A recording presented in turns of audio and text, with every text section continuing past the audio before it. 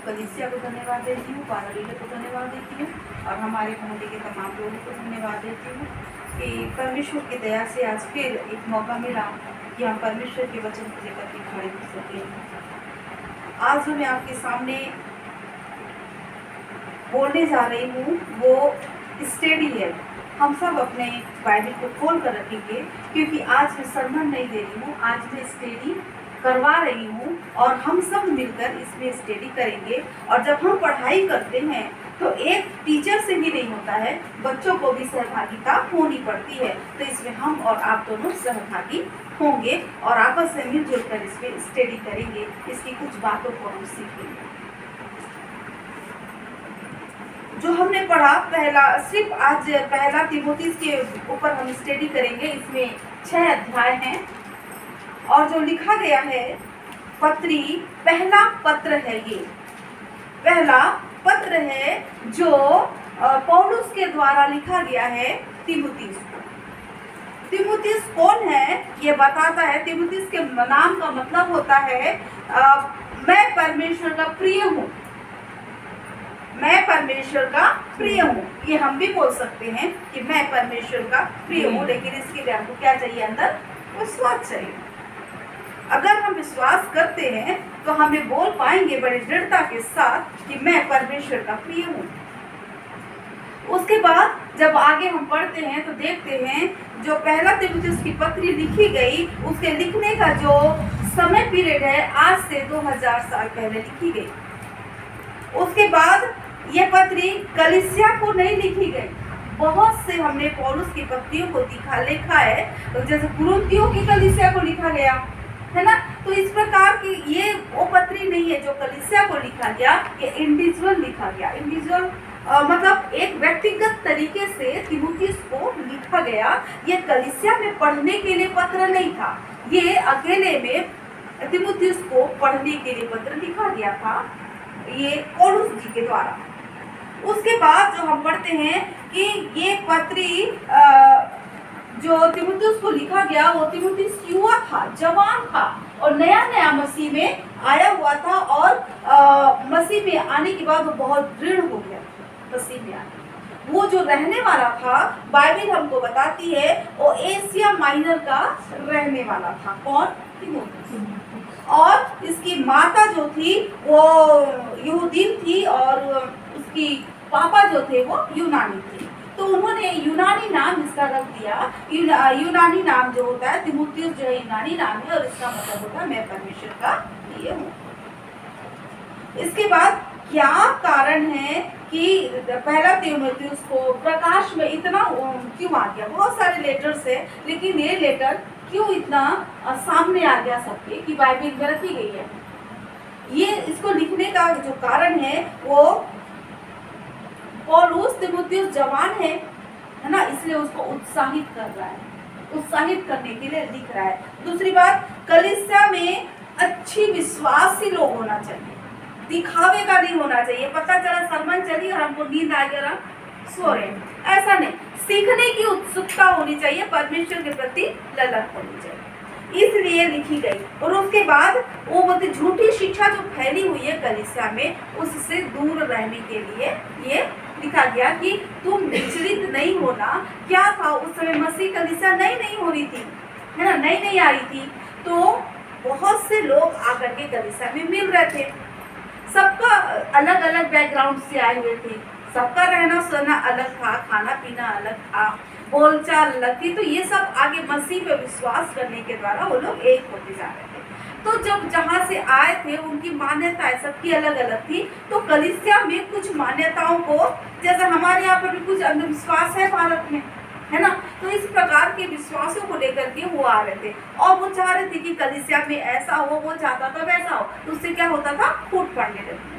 तो इससे दूर रहने के लिए बोल रहा था, इस प्रकार के लेटर को लिखा कि उसको तीमुथियुस को समझा सके कि कलीसिया टूटने ना पाए, लेकिन कलीसिया बनी रहे, इसके लिए। उसके बाद बताता है कि मसीह कलीसिया का अगर हम चरित्र निर्माण कर रहे हैं तो किस प्रकार का चरित्र उसमें होना चाहिए। एक अगुआ का चरित्र कैसा होना चाहिए, और उसके बाद मसीह शिक्षा को किस प्रकार हम लोगों के बीच में बांटे ताकि वो उनके अंदर घर कर जाए। इसलिए वो पौलुस तीमुथियुस को लेकर लिख रहा है।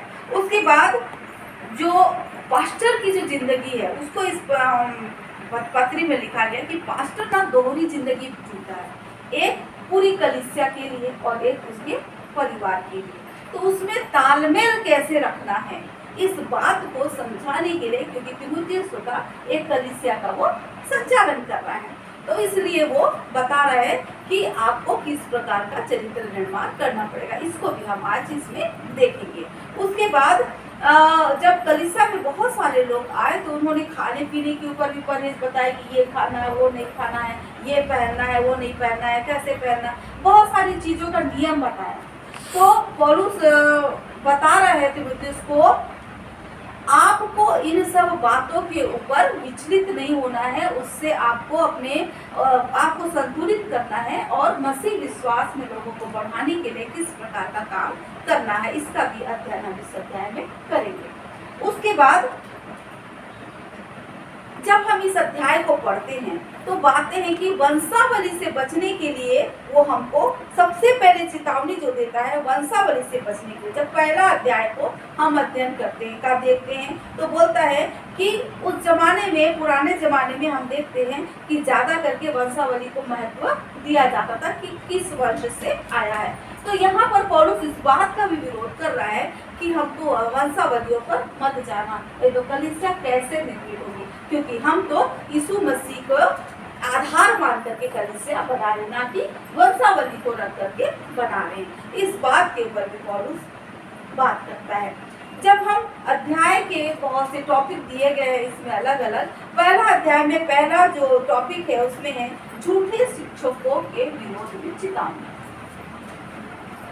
तो पौलुस ने तीमुथियुस को जो इफिसुस में है मकिदुनिया भेज रहा था, इफिसुस से मकिदुनिया की ओर भेज रहा था। किसको? पौलुस तीमुथियुस को भेज रहा था। और दिखते प्रेरितों के अध्याय, उसके प्रेरितों के काम 19 अध्याय उसके 22वें पद में हमको मिलता है ये पढ़ने को। उसी समय पौलुस को पता चल चुका था कि उन लोगों के बीच में झूठी शिक्षा फैल रही है कलीसिया में। जब वो भेज रहा था तभी पौलुस इस बात को भाग गया था, क्योंकि पौलुस परिपक्व था, उसकी एज बहुत हो गई थी, वो बहुत अनुभवी था, इसलिए उस बात को भाग गया कि इस कलीसिया में कौन सी बात हो रही है, और इसलिए वो भेजते समय उसको बहुत सारी बातों को समझाता है। उसके बाद हम दूसरा टॉपिक जो देखते हैं, कलीसिया में झूठी शिक्षा कैसे फैल रही है।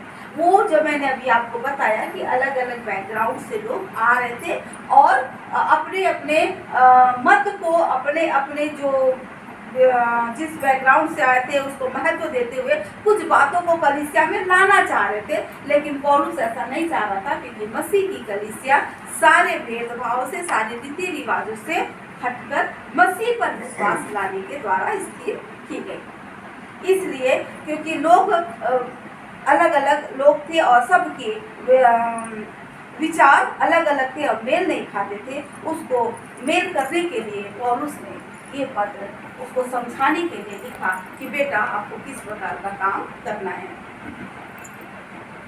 यीशु के नाम से अभिवादन करने को सिखाया गया। यीशु के जैसे आज हम क्या बोलते हैं, हम आप दूसरे को जब मिलते हैं जय मसीह की, प्रेज द लॉर्ड, इस प्रकार की बातें बोलते हैं। तो ये अभिवादन करने का सिखाया गया। ये पहला तीमुथियुस उसका पहला और दूसरे पद में लिखा हुआ है। दास, मालिक, अमीर, गरीब सभी लोग बिना गोत्र किसी भेदभाव के एक साथ मिलकर खाते पीते, व्यवहार करते, उठते बैठते। यह उनको अजीब लगता था, किनको? क्योंकि वो बाहर से आए थे। अब सब कोई कैसे करे? दास, उस समय तो दास प्रथा हुआ करती थी ना, दास भी किसके साथ बैठ रहा? अपने मालिक के साथ बैठ जाएगा खाना खाने के लिए। एक जैसे वो लोग का पहरावा भी हम उस समय पढ़ते हैं कि सबका पहरावा भी कैटेगरी के हिसाब से हुआ करता था, लेकिन यहाँ पर सब कुछ एक जैसा है। उन लोगों को प्रॉब्लम होने लगी थी कि कलीसिया में इस प्रकार तो एक जैसा कैसे हो रहा है। तो पौलुस यही बातों को सिखा रहा है कि हमको मसीह की कलीसिया में सब कोई, हम लोग क्या है? एक है। यहाँ पर कोई दूसरी बात नहीं होनी चाहिए। और यही बात उसमें दृढ़ करने को कह रहा है। इसलिए पौलुस कहता है कहानियों और अनंत वंशावलियों पर मन मत लगाना। पौलुस कह रहा है किसको? तीमुथियुस को कह रहा है इस पर मन मत लगाना। हमको मन कहाँ लगाना है? यीशु मसीह के विश्वास पर कि वो मरे हुओं में से जी उठा है, इस पर हमको विश्वास लगाना है। वो हमारे लिए मरा है, इस पर हमको विश्वास लगाना है। ये बात को समझा रहा है। उसके बाद जो 5वां पद है उसमें क्या लिखा है? आज्ञा का सारांश यह है कि शुद्ध मन और अच्छे विवेक और कपट रहित विश्वास से प्रेम उत्पन्न हो। न वंशावली से, न स्तर से, न रिश्ता से, न अन्य किसी दूसरी बातों को देखकर प्रेम उत्पन्न होना चाहिए। लेकिन मन कहाँ से उत्पन्न होना चाहिए? प्रेम का सारांश क्या है? मन की शुद्धता से प्रेम उत्पन्न होना चाहिए, ये वचन बोल रहा है। और अच्छा विवेक होना चाहिए और कपट नहीं होना चाहिए, कपट रहित विश्वास होना चाहिए। इस प्रकार के व्यवहार को लाने के लिए पौलुस तीमुथियुस को सिखा रहा है। उसके बाद पौलुस कहता है व्यवस्था तो अच्छा है, व्यवस्था तो अच्छा है, लेकिन उसे उचित रीति से काम में लाया जाए तो। व्यवस्था तो बनती ही व्यवस्था के लिए, लेकिन वो अनुचित रीति से यूज नहीं होना चाहिए। व्यवस्था धार्मिक जन के लिए नहीं होती है, धार्मिक जन तो खुद ही मार्ग में चलता है। पौलुस बोल रहा है, मैं नहीं बोल रही। धार्मिक जन के लिए व्यवस्था नहीं होती, लेकिन उनके लिए होती है जो इधर उधर चले जाते हैं। पहला अध्याय उसका 9 से 10 पद पढ़ेंगे तो समझ में आ जाएगा किनके लिए व्यवस्था है। यह जानकर कि व्यवस्था धर्मी जन के लिए नहीं, पर अधर्मियों, निरंकुशों, भक्तिहीनों, पापियों, अपवित्र और अशुद्ध मनुष्यों, माँ बाप के घात करने वालों, हत्यारों, व्यभिचारियों, पुरुषगामियों, मनुष्य के बचने वालों, झूठ बोलने वालों और झूठी शपथ खाने वालों और इनके अतिरिक्त खरे उपदेश के सब विरोधियों के लिए ठहराई गई है। व्यवस्था किनके लिए? इन लोगों के लिए। धर्मी जन के लिए व्यवस्था नहीं है, क्योंकि धर्मी जन जानता है कि उसको कैसी जिंदगी जीनी है, किस मार्ग में चलना है, क्या करना है, क्या नहीं करना है। जो नहीं जानते उनके लिए व्यवस्था बनाई गई है। उसके बाद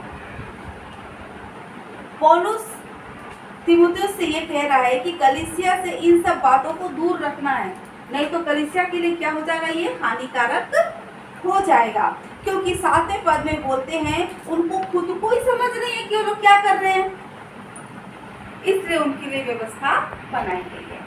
12 से 20 पद में अनुग्रह के लिए धन्यवाद लिखा है ना, अनुग्रह के लिए धन्यवाद। तीमुथियुस अपने विश्वास से जो यीशु मसीह पर है न डगमगाए। लोग उसमें से डगमगाना नहीं है, पर अच्छी बातों में मन लगाकर उस विश्वास को थामे रहने के कारण पौलुस अपने जीवन का उदाहरण देकर के उसे समझा रहा है। हम सब जानते हैं प्रेरितों के काम को जब हम पढ़ते हैं तो पौलुस का जीवन कैसा था, फिर उसमें कैसा परिवर्तन आया, ये सब बातों को पौलुस वहां पर अपने जीवन से समझा रहा है, उदाहरण देकर के लिख रहा है कि मसीहों को मैं सताया करता था और मेरे जीवन में किस प्रकार से बदलाव आया। और इस बात को बहुत डिटेल में उसको समझाते हुए बोल रहा है कि आपको तीमुथियुस की इन बातों का ध्यान अब रखना है जबकि आप कलीसिया के अगुवा। दूसरा अध्याय जो हम अध्ययन करेंगे उसमें पहला पॉइंट लिखा है आराधना संबंधी निर्देश। सबके लिए प्रार्थना करना। आराधना में हम क्या अपने लिए ही नहीं गाना है, वचन ही नहीं पढ़ना है, उसका प्रचार ही नहीं करना है, लेकिन एक दूसरे के लिए हमको प्रार्थना भी करना है। ये कौन बोल रहा है? पौलुस बोल रहा है। और राजा और ऊंचे पद वालों के लिए तो विशेष करके प्रार्थना करना है। ये पौलुस बोल रहा है कि वो लोग भक्ति में और गंभीरता के साथ में जीवन बिताएं, ना कि विलासिता में अपने जीवन को बिताएं। उसके बाद क्योंकि प्रभु को ये अच्छा लगता है कि हर एक कोई प्रभु के पास में आए, उसके अपने घुटने को उसके सामने टेके। प्रभु चाहता है कि सबका उद्धार हो, कोई भी छूटने ना पाए और सभी सत्य को पहचान ले और परमेश्वर के अनंत जीवन में प्रवेश कर ले। इसलिए ये बातें उसको समझा रहा है। पौलुस अन्य जातियों के लिए प्रचारक एवं प्रेरित ठहराया गया। उसमें लिखा हुआ है कि यहूदियों के बीच में अलग है, अन्य जातियों के लिए अलग है। ये इसको जो बोझ था वो अन्य जातियों के बीच में प्रचार करने के बोझ था और प्रभु ने उसके लिए इनको ठहराया था। जब 8वें पद से 15 पद तक हम पढ़ते हैं, अलग इसमें पुरुषों के लिए और स्त्रियों के लिए व्यवहार दिया गया है कि किस प्रकार का व्यवहार होना चाहिए। तो पुरुषों के लिए जो लिखा गया है वो जब लिखा तो उन्होंने लिखा हर जगह प्यार से पवित्र हाथों को उठाकर प्रार्थना करें। पुरुषों के लिए एक बात लिखी हर जगह पर, लेकिन क्या नहीं करना लिखा है उसमें 8वें पद में? पुरुषों के लिए गुस्सा नहीं करना, क्रोध नहीं करना लिखा है ना? हाँ, क्रोध नहीं करना लिखा है। हर जगह में क्या करना? धन्यवाद के साथ, प्रेम के साथ में हाथ को उठा करके प्रभु से प्रार्थना करना लिखा। लेकिन महिलाओं के लिए आप देखिए कितनी सारी बातें लिखी हुई है। स्त्री के लिए साधारण कपड़े पहनना है, बाल गुथने में, संवारने में अपने आप को बहुत समय व्यतीत नहीं करना है। उसके बाद क्या लिखा है, पढ़ेंगे जरा सा। पर 8 से पढ़ो, 9 से वैसे ही स्त्रियां भी संकोच और संयम के साथ सुहावने वस्त्रों से अपने आप को संवारे, ना कि बाल गुथना। पहला पत्रस इनका आंटी, पहला पत्रस 3 अध्याय उसका 3 से 4। और तुम्हारा श्रृंगार दिखावटी न हो, अर्थात बाल गुथने और सोने के गहने या भांति भांति के कपड़े पहनना, वरन तुम्हारा छिपा हुआ और गुप्त मनुष्यत्व नम्रता और मन की दीनता की अविनाशी सजावट से सुसज्जित रहे, क्योंकि परमेश्वर की दृष्टि में इसका मूल्य बड़ा है। सेम बातें बोल रहे दोनों, पतरस भी वही बात बोल रहा है और पौलुस भी यही बात लिख रहा है तीमुथियुस को कि हमको कैसा करना है, बहुत ज्यादा सजावट के साथ में बहुत बहुमूल्य कपड़ों और गहनों को पहन कर अपने आप को ही संवारना नहीं है। उसकी जगह क्या संवारने को बोल रहा है, आगे 10वां पद से पढ़िए। पर भले कामों से, क्योंकि परमेश्वर की भक्ति करने वाली स्त्रियों को यही उचित है। बिल्कुल, स्त्री को चुपचाप पूरी अधीनता से सीखना चाहिए। मैं कहता हूँ कि स्त्री न उपदेश करे और न पुरुष पर आज्ञा चलाए, परंतु चुपचाप रहे, क्योंकि आदम पहले, उसके बाद हव्वा बनाई गई। पर आदम बहकाया न गया, पर स्त्री बहकाने में आकर अपराधिनी हुई। तो भी स्त्री बच्चे जनने के द्वारा उद्धार पाएगी, यदि वह संयम सहित विश्वास, प्रेम और पवित्रता में स्थिर रहेगी। इसी का 4वां अध्याय का 10वां पद पढ़िए। 4 का 10 में लिखा है, क्योंकि हम परिश्रम और यत्न इसीलिए करते हैं कि हमारी आशा उस जीवते परमेश्वर पर है, जो सब मनुष्यों का और निज करके विश्वासियों का उद्धार करता है। अब 10वें पद से पढ़ेंगे, 9वां पद हो गया था। 10वें पद से ये लिखा है कि इन सब बातों से हटकर स्त्रियों को क्या करना है, भले काम में अपने मन को लगाना है, परमेश्वर के लिए अपने काम को करना है, उसके प्रेम को प्रकट करना है अपने व्यवहार के द्वारा, अपने कामों के द्वारा। उसके बाद स्त्री को चुप रहने को बोला जा रहा है। तो क्या आज जो हम खड़े होकर उपदेश देते हैं ये नहीं देना चाहिए? मैं आपसे प्रश्न करती हूँ, जो हम लोग आपस में, जो मैं बोल रही हूँ, जैसे आज मैं बोल रही हूँ, तो क्या मुझको खड़े होकर बोलना चाहिए कि नहीं बोलना चाहिए? बोलना चाहिए। ये आज की सोच है, ठीक है। और जो पौलुस जो बोल रहा है उस जमाने की बातों को बोल रहा है, क्योंकि उस समय पे जो हुआ करते थे, पुरुषों एक नियम हुआ करता था, पुरुष जो हुआ करते थे सभा में जाकर के उनको शिक्षा दी जाती थी, सभा में जाकर के शिक्षा लिया करते थे वो लोग। धर्मशास्त्र का बहुत सारी शिक्षाओं को वो लोग समूह में जाकर के लिया करते थे, लेकिन महिलाएं वहां पर नहीं जाया करती। और महिलाएं उस जमाने में बिल्कुल, हम देखते हैं, पिक्चर भी देखते हैं पुराने जमाने की, कैसे कपड़े पहने हुआ करते थे। तो इस प्रकार के परिवेश में वो रहती थी, इसलिए उनके लिए लिखा गया है कि उनको चुप रहना है, क्योंकि उनको बहुत ज्ञान नहीं हुआ करता था। और वो जब बोलती थी तो पौलुस के पास जब बोला करते थे मंदिरों में, इसमें तो इतना समय नहीं हुआ करता था कि उनकी बातों को भी सुने, यहाँ से भी जवाब दें और उनके डाउट्स को क्लियर करें। ये इतना समय नहीं हुआ करता था, इसलिए पौलुस ये बोल रहा है कि आप महिलाएं जिन्होंने ये शिक्षा को ग्रहण नहीं किया है, घर में जाके अपने पतियों से पढ़ाई कर लो, सीख लो, क्योंकि उनको सिखाया गया है। उसके बाद आप लोग बात करेंगे तो क्या हो जाएगा, स्तर एक हो जाएगा। और जब एक स्तर हो जाएगा तो हम लोग डिस्कस आराम से कर सकते हैं। जब हमारा स्तर ही मैच नहीं करता है तो हम लोग डिस्कस नहीं कर सकते। हाँ अरे इसको तो समझ ही नहीं आता, ऐसे बोलते हैं ना, हम ही को बोल देते हैं, हाँ अरे कितनी बुद्धू है रे, तेरे को समझ में नहीं आता, कितने देर से आता है रे। तो अगर मुझको आया होता तो हम लोग का स्तर एक होता तो हम लोग अच्छी से डिस्कस कर लेते। इसी बात को रोकने के लिए पौलुस यहाँ पर बोल रहा है कि महिलाएं चुप रहेंगी, घर में अपने पतियों से सीख।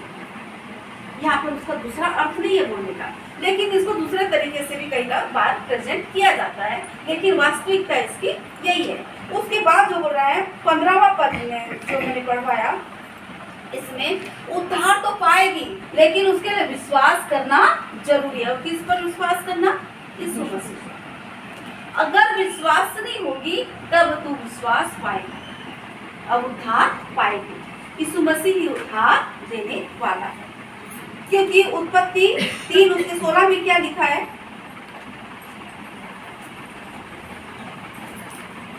उत्पत्ति 3 उसका 16। फिर स्त्री ने उससे कहा, मैं तेरी पीड़ा और तेरे गर्भवती होने के दुख को बहुत बढ़ाऊंगा, तो पीड़ित होकर बालक उत्पन्न करेगी और तेरी लालसा तेरे पति की ओर होगी और वह तुझ पर प्रभुता करेगा। और ऐसा क्यों हुआ था उसकी कहानी को हम जानते हैं, है ना। अदन की वाटिका से उनको निकाला गया था फल खाने की आज्ञा उल्लंघन करने के द्वारा। तो यीशु मसीह परमेश्वर ने उनको ये बोला था कि तू उत्पन्न करेगी और उसकी पीड़ा को बढ़ाऊंगा। ये उद्धार का कारण नहीं है। उद्धार किससे मिलता है? पौलुस क्या बोल रहा है? विश्वास करने से उद्धार मिलता है। उसके बाद अब प्रश्न है, अभी तीमुथियुस जो है वो इफिसुस में है, इफिसुस में रह करके वो सारे कामों को कर रहा है। इसके पहले कहाँ था बताइए, प्रश्न पूछ रही हूँ मैं। इसके पहले मैं बताइए, इफिसुस किसने भेजा? तीमुथियुस को इफिसुस में किसने भेजा? पौलुस ने भेजा।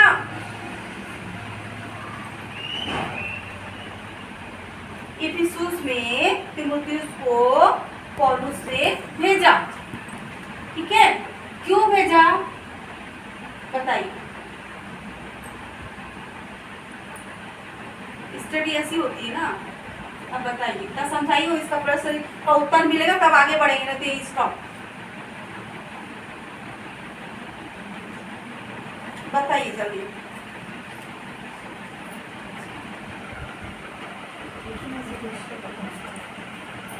कलीसिया स्थापित करने के लिए, लोगों को बताने के लिए, प्रचार करने के लिए, आत्मा बचाने के लिए।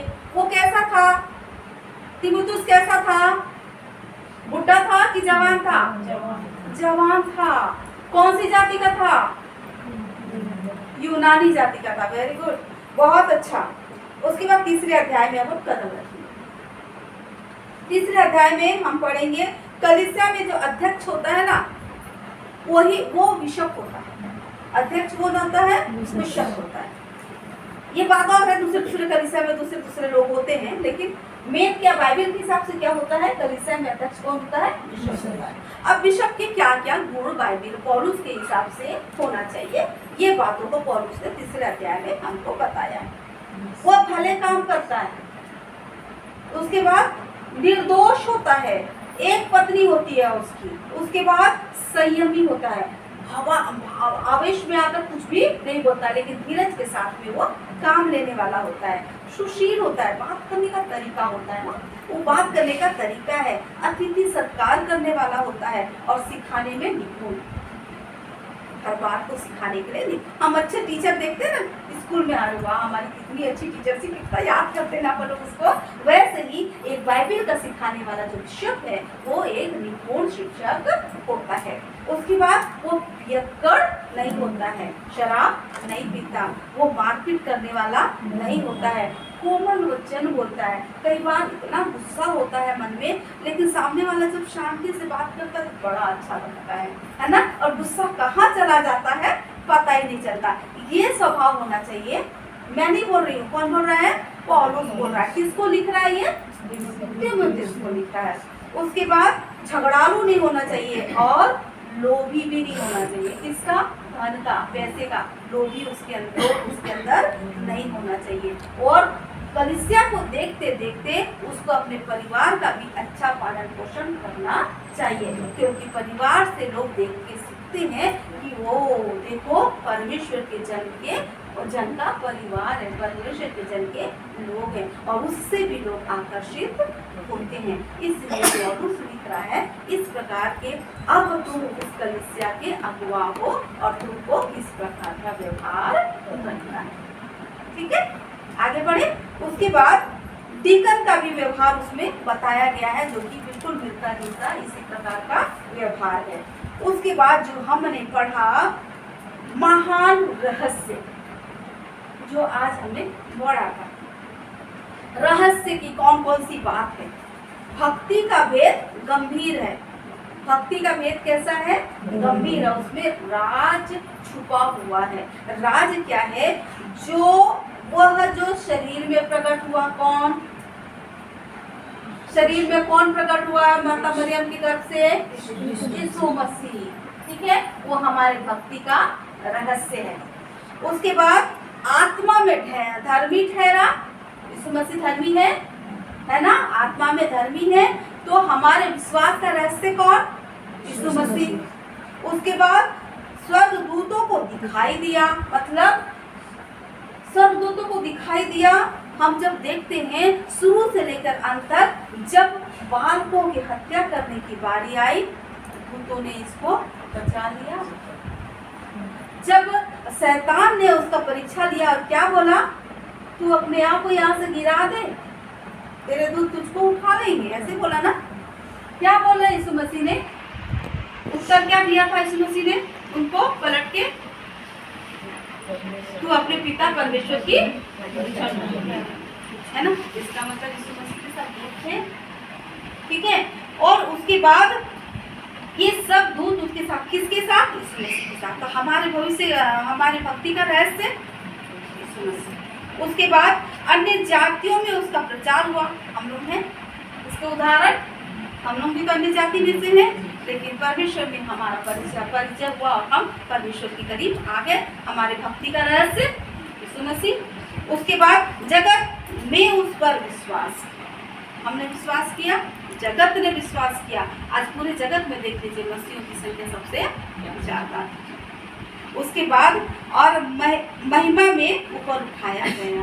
आज यीशु मसीह को बहुत सी महिमाएं दी गई, परमेश्वर के द्वारा अधिकार भी दिया गया, क्योंकि उसने अपने आप को कुर्बान हमारे लिए कर दिया। वो मेमना कुर्बान हो गया। इसलिए ये बोल रहा है कि भक्ति का रहस्य ऐसा है बेटा, समझा रहा है तीमुथियुस को। जब चौथे अध्याय में हम पढ़ते हैं तो सबसे पहले लिखा है झूठे शिक्षक आने वाले समय में किस प्रकार की कलीसिया में और लोग आ जाएंगे। अभी तो इतने ही लोग आए हैं, और प्रकार के लोग आ जाएंगे और भरमाएंगे लोगों को, दुष्ट आत्माओं के द्वारा ग्रसित हो जाएंगे, जलन के कारण ग्रसित हो जाएंगे, और वो क्या करेंगे? लोगों का मन को दूसरी ओर लगाने की कोशिश करेंगे, ताकि लोग अपनी भक्ति को जो यीशु मसीह में है, जो गहराई में है, जो रहस्य में छुपा हुआ है, उसको छोड़ दें और किस में आ जाए? ये भरमाने में आ जाए और उससे दूर हो जाए। कई लोग बोलेंगे हमको शादी नहीं करना चाहिए। कई लोग बोलेंगे, पौलुस बोल रहा है, मैं नहीं बोल रही, इसको लिखा हुआ है चौथे अध्याय में, शादी नहीं करना। कोई लोग बोलेंगे ये नहीं खाना, वो नहीं खाना, ऐसा नहीं खाना, वैसा नहीं खाना। देखिए पौलुस को समझा रहा है किसी पर विश्वास मत करना। क्योंकि हमको कलीसिया को लेकर के चलना है। उसके बाद होता है मसीह यीशु का अच्छा सेवक कौन बन सकता है। ये बात उसको समझा रहा है, लंबा हो रहा है ना, ऐसा स्टडी है तो थोड़ा सा टाइम तो लगेगा लगेगा ना।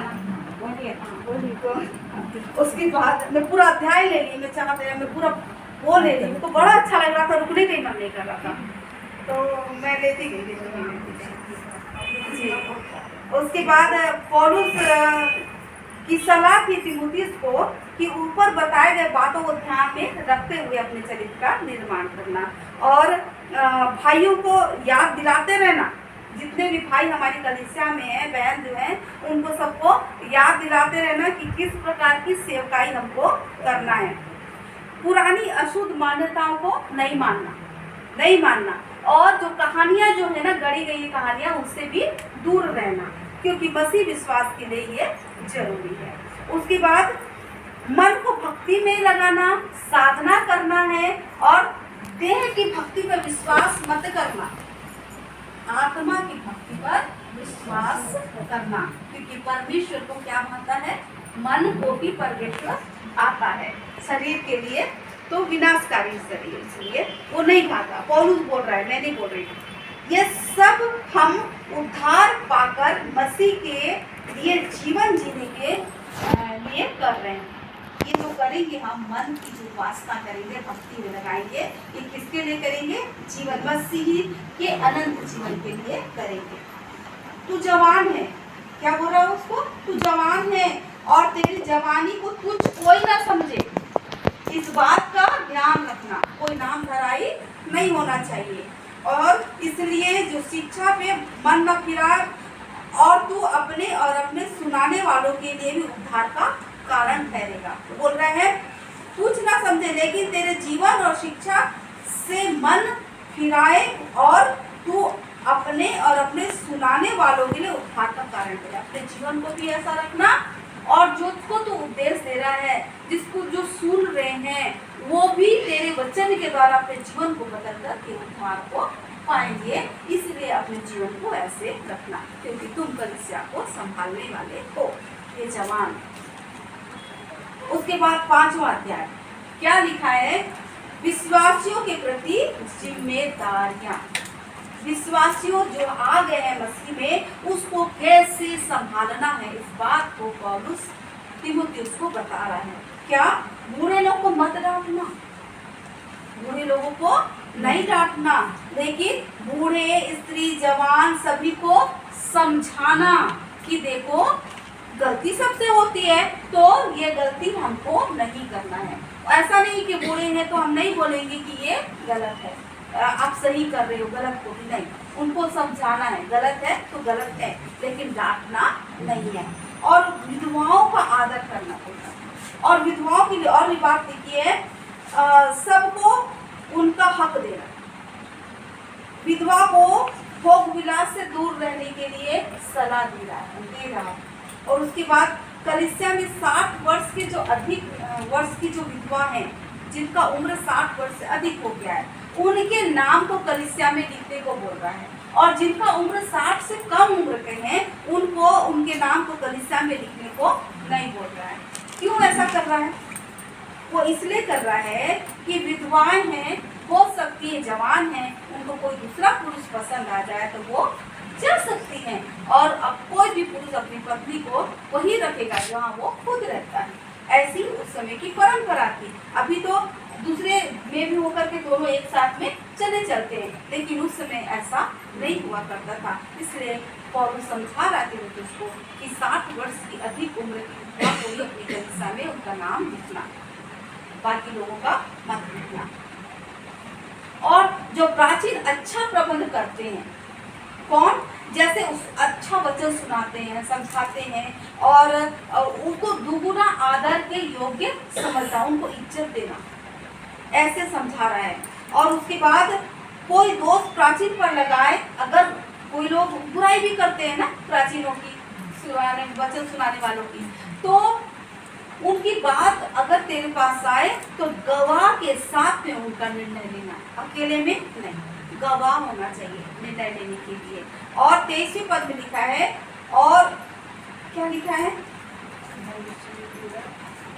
भविष्य में केवल जल का पीने वाला न रहा, पर अपने पेट के 23 पद, 23, 5 का 23 ना। हाँ 5 का 23, भविष्य में केवल उसके जल- स्वास्थ्य की बातें कर रहा है कि वो स्वस्थ रहने की, उसकी तबीयत भी खराब होती है, उनको उस परिवेश में किन किन चीजों को लेना है, किन चीजों को कितनी मात्रा में लेना है, इन सबों के बारे में वो बता रहा है कि वो भी जरूरी है उसके जीवन के लिए। इसलिए 6वें अध्याय में हम देखते हैं दास अपने स्वामी का आदर। अब हम मसीह कलीसिया हो गई, दास और मालिक एक साथ बैठ के खाना भी खा रहे हैं, आराधना भी कर रहे हैं। अब पुराना नियम तो चला गया, लेकिन इसका मतलब ये नहीं है कि जो नौकर है, जो दास है, वो मालिक पर हावी हो जाए या उसकी इज्जत ना करे। उसको समझा रहा है कि दास दास है, इसलिए वो अपने मालिक की इज्जत बराबर करे, ऐसी उसको शिक्षा देना कलीसिया में। झूठी शिक्षा और धन का लोभ। उसके बाद आगे का हेडिंग है मसीह की बातों को जो नहीं मानते हैं, वो है 3रा, 4था और 5वां पद। पढ़िए तो मैडम। यदि कोई और ही प्रकार का उपदेश देता है और खरी बातों को, अर्थात हमारे प्रभु यीशु मसीह की बातों को, और उस उपदेश को नहीं मानता जो भक्ति के अनुसार है, तो वह अभिमानी हो गया और कुछ भी नहीं जानता, वरन उसे विवाद और शब्दों पर तर्क वितर्क करने का रोग है। बोल रहे हैं कि जो मसीह को नहीं मानते वो कैसे हो गए हैं? वो जो मसीह को नहीं मानते उनके नम्रता नहीं है। नम्रता नहीं आने के कारण क्या करने लगे आंटी वो लोग? झगड़ा करने लगे, घमंडी हो गए, है ना। ऐसे करके उनका मन कमाई की ओर लग गया, पूरा पैसा कमाने में लग गया पूरा मन, प्रभु की ओर से उनका मन हट गया। तो ऐसे लोगों से, बुराई करने वाले की जड़ है, इसलिए उनसे दूर रहने को बोल रहा है पौलुस। उसके बाद तीमुथियुस को व्यक्तिगत निर्देश भी दिया। ये तो कलीसिया के लिए बोला कि तुमको कलीसिया में रहते हुए इस प्रकार के चरित्र का निर्माण करना है और करवाना है। अब आपको खुद को कैसे रहना है ये बात भी बताया।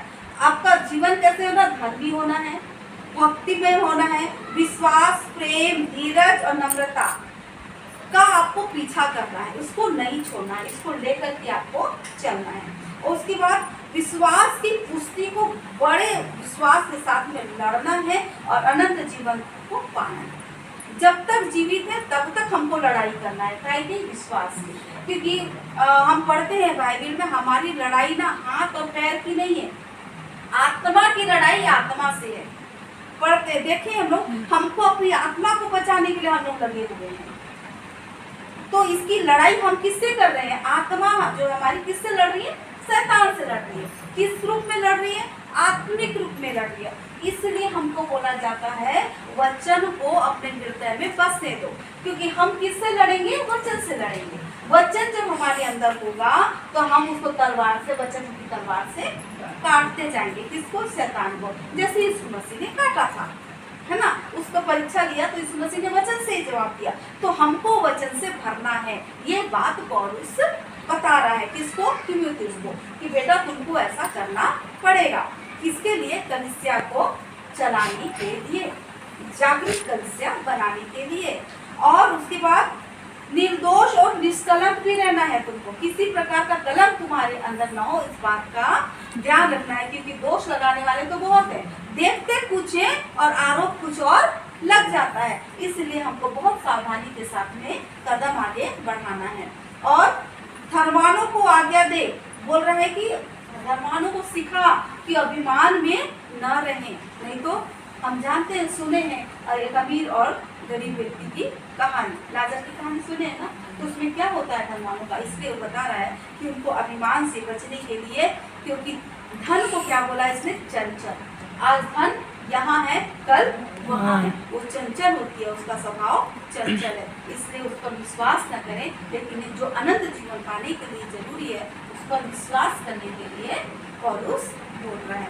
उसके बाद भले कामों में धनी बनने के लिए बोल रहा है, पैसों में धनी बनने के लिए नहीं बोल रहा।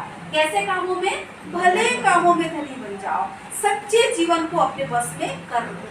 दिखावे का जीवन जीने से दूर रहो, इस बात को बता रहा है।